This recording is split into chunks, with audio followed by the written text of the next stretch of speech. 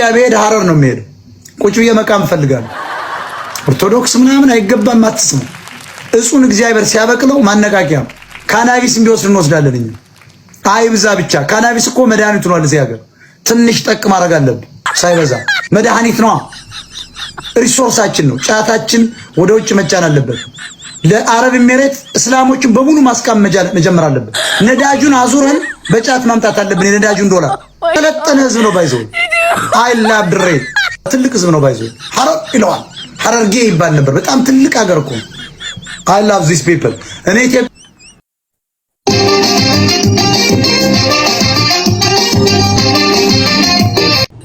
እስቲ ተቃጠልን የምትሉ ከታይ ጻፍ። ነደርን የሚል ሰው አይቻልም። እንደኔ የተቃጠለ አካለስ አበርን የምትሉ ተቃጠልን የምትሉ ጻፍስ። አረርን የምትሉ አበርን የምትሉ ጨነን የምትሉ ቴንክ ዩ። በቃ ወንድሜ እኔ መሳሪያ ፈሙዝ እንዲያዙ ሰው ነኝ። ጉራ አይደለም ጠመንጃ ማለት ነው። ሊመታኝ የመጣን ክላሽ እንዲህ አድርጌ ወደ ሰማይ ማስተኩሰው ታምናለህ?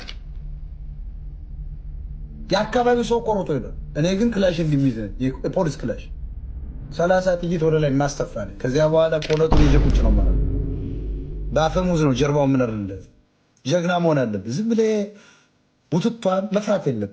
እኔ እዚህ ከተማ 28 ሰው ገጥም ያውቃል። ፒዮኒ 8 እመንም አትመንም አንድ ጓደኛ ነው እሱ ተመቶ እና አትፍራ። ግን ያን ያህል መዳፈር ማይሱ መዳፈር የለም። እንደውም ብዙ ያባት ጠላት ካልሆነ እኮ ምንም መተው ነው ያለው።